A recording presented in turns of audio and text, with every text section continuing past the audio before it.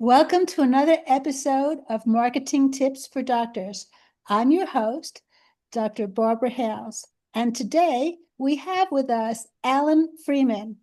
He is a certified financial planner and founder and managing partner of LifePath Advisors, a firm built to help physicians and high-income professionals align their wealth with what matters most: family vision and a purpose-driven life.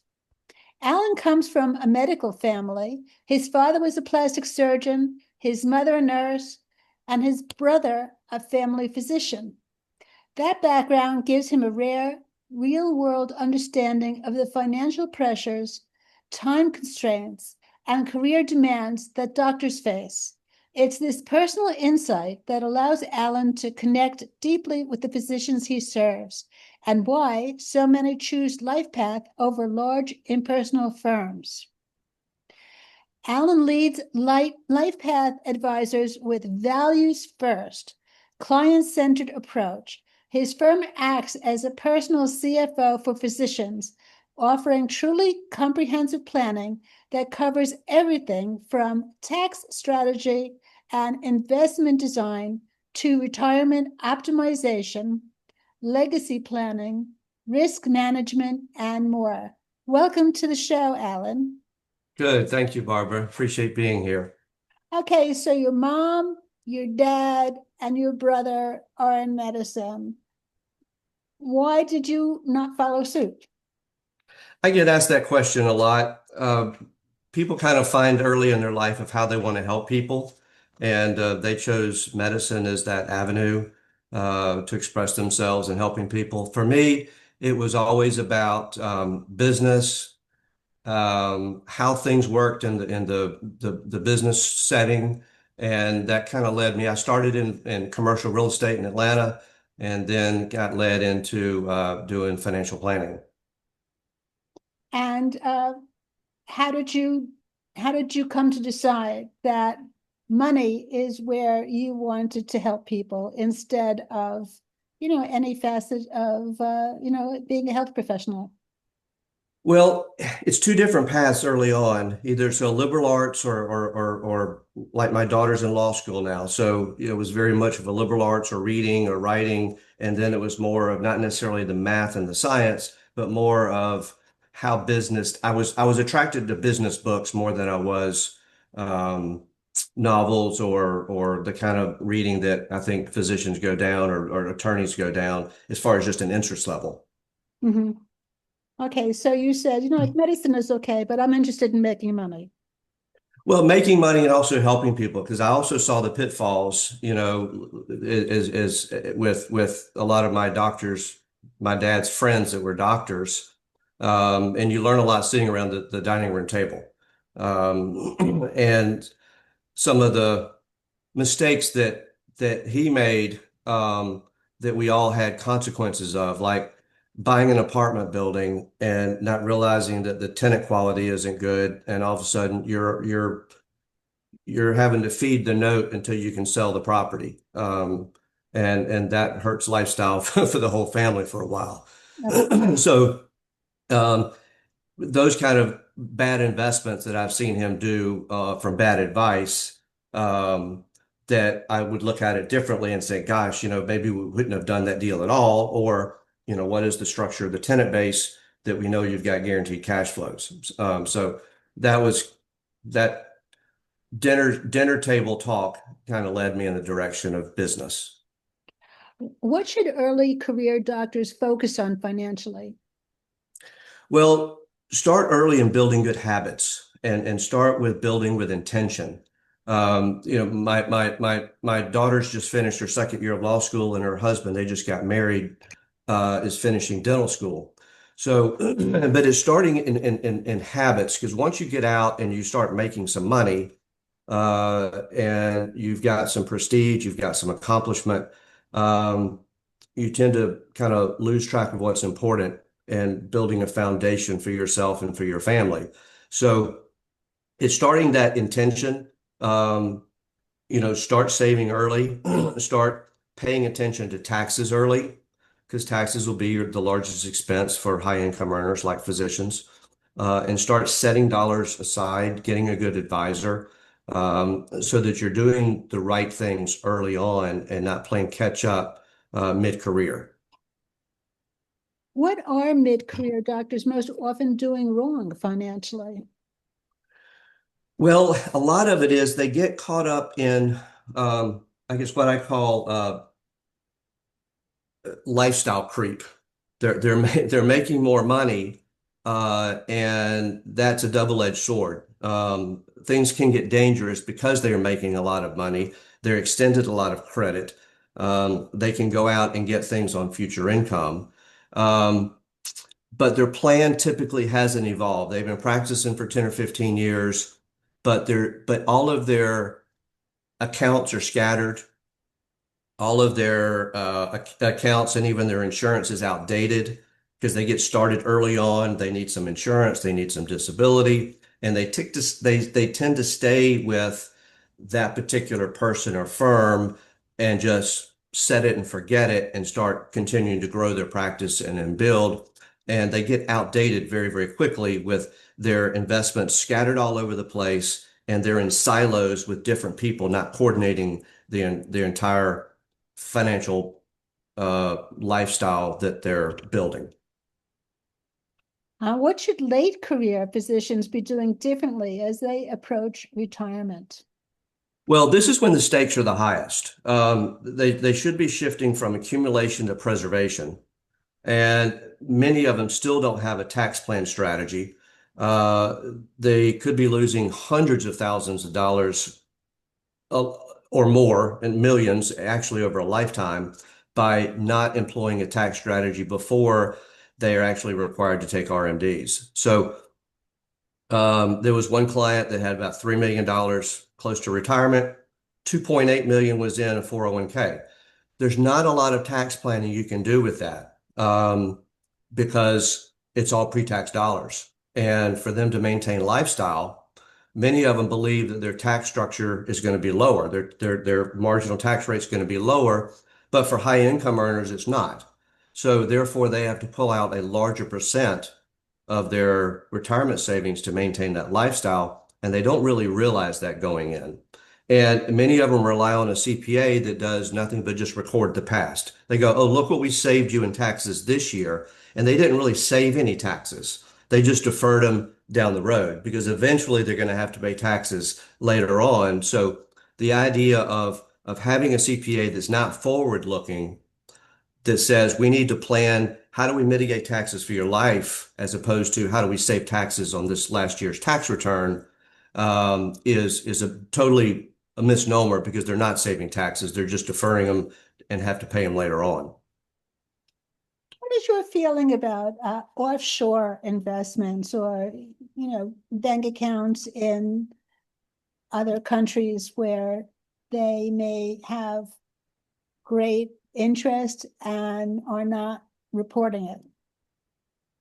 I really can't speak to that as far as not reporting income in offshore accounts. I don't think for the average physician that anything offshore is going to be that much of an advantage as to just starting early and planning here in the United States under our tax law. And that's the only the laws that I can speak to is the U.S. tax law. Right. What is your feeling about as a doctor is thinking about retiring from the particular specialty that they're in, opening up aesthetic spas and different specialties that are bringing money in for with vanity's sake or like appearance sake, as opposed to the specialty they may have been practicing in? We see a lot of that is popping up. I mean, I live in a kind of a retirement area, and there's a lot of these luxury spas that are popping up that do facial peels and do Botox and do some light surgery augmentation and things like that. Um, I think it's a good thing. I think they're speaking to a market that is that likes the vanity side of it. They've got the income to spend. We're living longer, and they say, "Why don't I go ahead and do this? Because potentially I'm going to live, another 20 plus years." And um, even when it goes into cosmetic dentistry later on in life.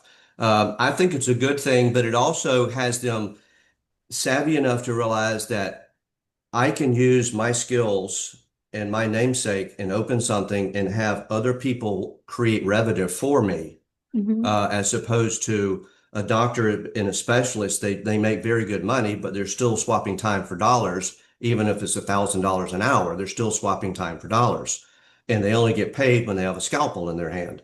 So, operating a business of using all of their skill level, I think is a good thing. Yeah, I would tend to agree. So, what would be two tips that you would give our listeners where they could, like make more money legally and like without, just from investments, without having to work harder to get the money? So they can, you mean choosing investments that would help them make more money without working harder? Is that the question? Well, I mean, it doesn't really have to be investments, but what would your tips be to someone who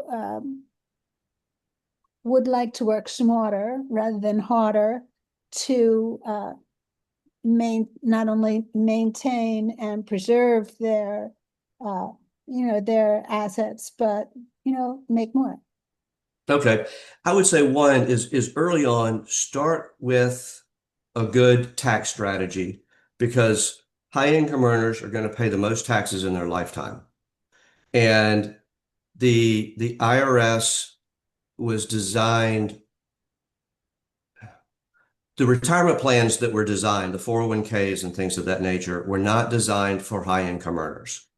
And but that's what's touted as being the best place for physicians to put money away, maximize those plans, especially on a pre-tax basis. And that's what most CPAs say: put your wife on the payroll and maximize your deferred account in your 401k. And that way you can save taxes today as your income is high. So I would suggest that, because we're in the lowest tax bracket we've been in our last history since World War II, that first, have a good, strong tax strategy plan, regardless of what level of career you are as a physician. That's number one. Because it's not, how much you make, it's how much you keep. And if you're having to to peel off an extra 30% for the rest of your life just to maintain a lifestyle, you could actually, if you took that bulk of money and say, let's magically make every bit of that $2.5 million tax free coming out, you could actually retire early and live on the same lifestyle, because you're not having to worry about taxes that's having to come out and pay. So that's one way that you can do it. Another way is treat yourself like a business, not like a sole practitioner that's very good at doing a job like surgery or something like that. That look at it as creating a business around you, so that you have a unique ability to do what you do, but you've got other people that have their unique ability around them that can also be generating income. Like a dentist, the hygienist actually are revenue generators. So the dentist can actually take a vacation. They can still have dental cleanings while he's not there, and actually generate revenue for the company. I know, like my dad, when he was in private practice, he still had all of his overhead, and he was the breadwinner for the practice, being a plastic surgeon. Well, when he took a 2 week vacation and spent X number of dollars on vacation, he still had to cover all of his overhead. So we didn't take many vacations because it was very, very expensive for him to take time off. You mentioned that people should have, like better tax strategies. So, like, what are we actually talking about? Many people believe that 401k is the best way to save for retirement. And it should be balanced with other vehicles. One being taxable accounts that are tax efficient. Another one is permanent life insurance, leveraged permanent life insurance that actually is built around providing tax-free retirement income, not necessarily built around providing a death benefit. Mm-hmm. We do a lot of that. So imagine, somebody goes to buy a house and they can either pay cash for a house, but most of them go out to the bank and they get a mortgage. Why do they do that? Because they can buy a bigger house. And it's the same thing in retirement. Why don't you use other people's money, but borrowing it, and leverage your retirement just like you leverage to get a bigger house? Mm-hmm. So that's a concept that most don't know about, and but that's a very good strategy because the cost of insurance is less than the cost of taxes. So when you're able to put a lot of money into a permanent policy and use leverage like a mortgage, and then you withdraw that out through loans in the future, the numbers work very, very well, especially if you start early. And there's no cap to how much you can put in, like in government plans like 401ks. Mm-hmm. There's not a cap. So if you're making $500,000 a year, you can do a program where you're putting in $100,000 a year for 5 years and you're done. And then the lender matches the other 10 years of $200,000. So and the numbers that come out on the tax-free income are phenomenal. It does wonders for your estate because you're able to spend other dollars that you're not having to quote save for a legacy because you've already got that piece taken care of. Interesting. Well, this has been very informative, and I appreciate you coming on the show, Alan. I'm sure our listeners, will take some of your tips to heart. This has been another episode of Marketing Tips for Doctors.